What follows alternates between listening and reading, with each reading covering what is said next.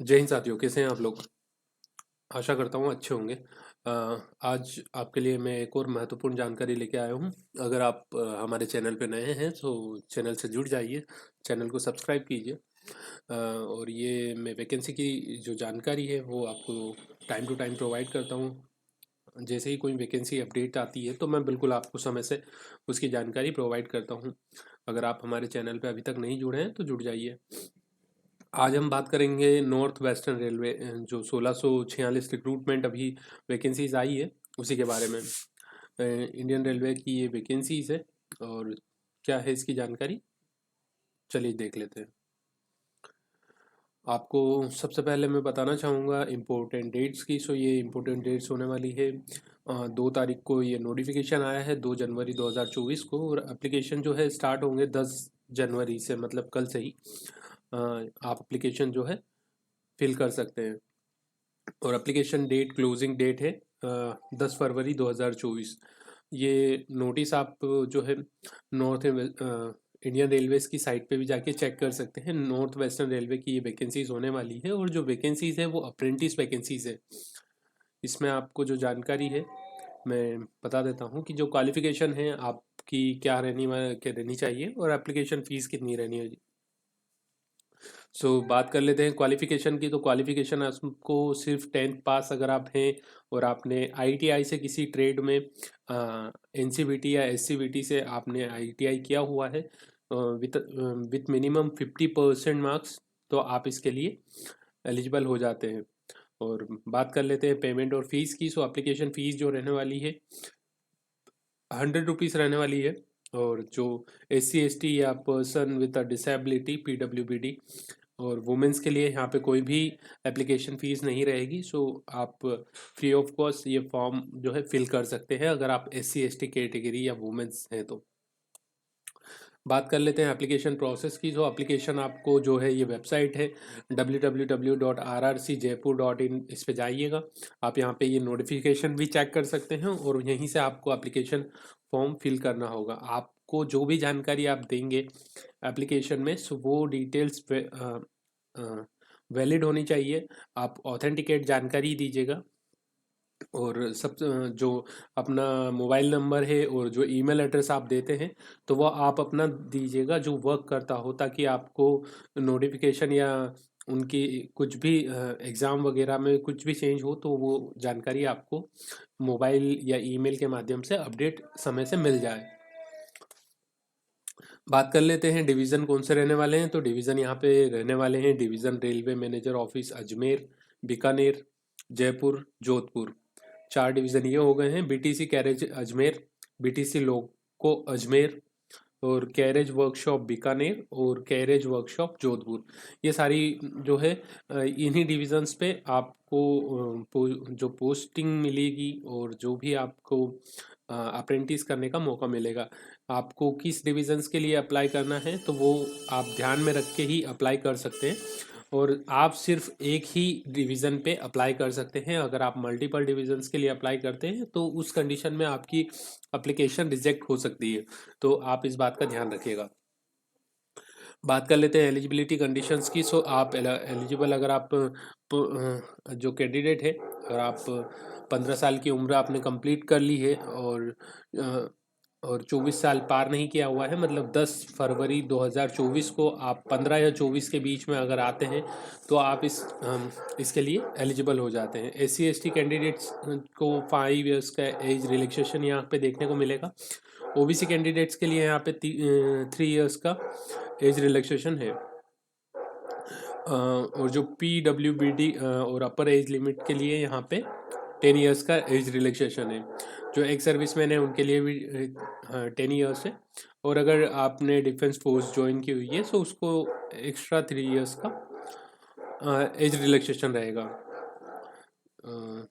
तो चलिए आगे बढ़ते हैं, पोस्ट डिटेल्स की बात कर लेते हैं। इलेक्ट्रिकल, यहाँ पे electrical power, electrical TRD, carpenter, painter, mason, pipe fitter, carpenter, ये सारी जो है आपकी ट्रेड्स है। अगर आप इन ट्रेड्स में आपने अपना ITI कंप्लीट किया है 10th के साथ में तो आप इसके लिए अप्लाई कर सकते हैं। जो अप्रेंटिस है ये डीआरएम ऑफिस अजमेर की है और इसमें जो टोटल नंबर ऑफ पोस्ट रहने वाली है 402 है। बात कर लेते हैं डीआरएम ऑफिस बीकानेर की, तो यहाँ पे भी जो fitter, power electrical, electrician electrician TRD, welder gas electric engineering, welder gas electric and mechanical की, तो यहाँ पे जो टोटल वैकेंसी है बीकानेर की 424 है। 2 हो गई है। इसमें आपको क्वालिफिकेशन में जैसा बता चुका हूँ कि आईटीआई ही चाहिए। अगर आपने आईटीआई किया हुआ है, कंप्लीट है आपका आईटीआई, तो आप इसके लिए एलिजिबल हो जाते हैं। तो बढ़ते हैं आगे, बात कर लेते हैं डीआरएम ऑफिस जयपुर की। तो जयपुर के लिए यहाँ पे 4 ट्रेड्स दी गई है। मैकेनिकल फिटर के लिए, एसएनटी इलेक्ट्रॉनिक्स एंड मैकेनिकल के लिए, इलेक्ट्रिकल एंड इलेक्ट्रिशियन के लिए यहाँ पे है, electrical TRD electrician. Total number of vacancy इसमें जो है 488 है। इसमें भी आपको आईटीआई रहेगा, लेकिन ये जो वैकेंसी है जयपुर की रहने वाली है। तो आप जिस भी जहाँ के लिए भी अप्लाई करना चाहते हैं, जिस भी डिवीज़न के लिए, तो आप उस चीज़ को ध्यान में रख के ही अप्लाई कीजिएगा, ताकि आपको इन फ्यूचर आपको कोई प्रॉब्लम ना हो। और आपको अपनी जो रिलेवेंट ट्रेड है, जो भी जानकारी आप देते हैं फॉर्म फिल करते समय, ऑथेंटिकेट जानकारी दीजिएगा, ताकि आपको भविष्य में कोई परेशानी ना हो। डीआरएम ऑफिस जोधपुर की बात कर लेते हैं। यहाँ पे भी 5 ट्रेड दी गई है, diesel mechanic, CWV, electrical AC, electrical TL और इलेक्ट्रिकल। यहाँ पे टोटल नंबर ऑफ वैकेंसीज जो है, अप्रेंटिस वैकेंसीज है ये सारी 67 है। बात कर लेते हैं BTC कैरेज अजमेर की। तो यहाँ पे जो वैकेंसी है, टोटल नंबर ऑफ पोस्ट जो है 88 है। और इलेक्ट्रिकल डिपार्टमेंट की भी यहाँ पे 25 वैकेंसी अलग से है। बात कर लेते हैं BTC लोको अजमेर की। सो यहाँ पे 56 है। इसमें वेल्डर, फिटर, DSL मैकेनिक, इन्हीं ट्रेड से अगर आपने ITI किया हुआ है तो आप इसके लिए अप्लाई कर सकते हैं। बात कर लेते हैं दूसरी जो नेक्स्ट वैकेंसी है, वो है यही है, कैरेज वर्कशॉप बीकानेर की है। और इसमें टोटल नंबर ऑफ वैकेंसी है 29। इसमें एक और नोट इन्होंने मेंशन किया हुआ है, आइए देख लेते हैं। Before applying for any discipline the candidate should ensure that he or she fulfils the eligibility norms and the candidate should have the requisite educational training qualification from the recognized board, government university, institute. Submission in the application. Those awaiting results for the final exams need to not to apply. अगर आप last year या last sem में हैं तो आप उसके लिए eligible नहीं होते हैं, आप अप्लाई ना करें। और अगर आप जो भी जानकारी दे रहे हैं वो ऑथेंटिकेट दीजिएगा। आप अप्लाई करने से पहले सभी जानकारी और डिटेल्स की जानकारी आप खुद से भी एक बार चेक कर लीजिएगा। आप ऐसा पॉइंट चेक कीजिएगा कि जिसमें आप फिट तो बैठ रहे हैं। अगर आप कुछ भी according to the terms and condition अगर आप फिट नहीं है, सो फिर उस कंडीशन में आप अप्लाई मत कीजिएगा। बट अगर आप एलिजिबिलिटी क्राइटेरिया फिल करते हैं, सो उस कंडीशन में आप फॉर्म अप्लाई कीजिएगा और जल्द से जल्द ये जो वैकेंसीज है इसका बेनिफिट लीजिएगा। बात कर लेते हैं कैरेज वर्कशॉप जोधपुर की। सो यहाँ पे टोटल नंबर ऑफ वैकेंसी 67 है। और इसमें भी आपको 6 ट्रेड देखने को मिलती है, fitter, carpenter, welder, painter, mechanic, tool maintenance, machinist, machinist. इन्हीं ट्रेड से अगर आपने ITI किया हुआ है, यहाँ पे टोटल नंबर ऑफ वैकेंसी 67 है। बात कर लेते हैं ट्रेनिंग पीरियड की और स्टाइपेंड की।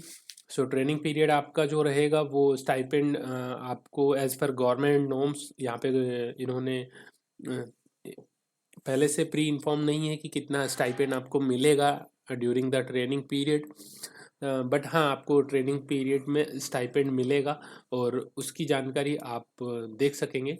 आप जैसे ही ज्वाइन करेंगे आपको जल्द से जल्द जो भी इसमें अच्छा खासा आपको बेनिफिट जो मिलता है, स्टाइपेंड आपको मिल जाता है। एक और चीज़ है कि आपको यहाँ पे कोई मेडिकल फैसिलिटीज़, मेडिकल फिटनेस की भी टेस्ट रहेगा।